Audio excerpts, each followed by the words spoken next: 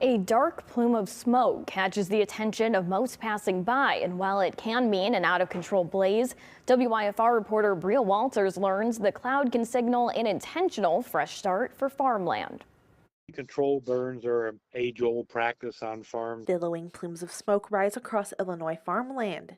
Ditches are burned, and in some cases, entire fields. By doing a controlled burn, it does a high heat sanitation and eliminates overwintering weed seed and different disease pathogens. And you can tell the difference between a controlled and non-controlled burn. There's usually signs out on roadsides explaining that it's a prescribed fire. Boone County Conservation District's Executive Director, Josh Sage, explains those in charge also wear protective gear. Everyone's in yellow and green Nomex, and there's vehicles around the perimeter. These burns happen from November to early spring, according to Ron Kern, the Ogle County Farm Bureau manager. You're trying to get ahead of that before they start germinating. This time of year is a very good time to do these controlled burns. And it's not only farmers who use controlled burns. Conservation districts do too. The Boone County Conservation District manages 4,400 acres, and most of those acres are set aside as wildlife habitat.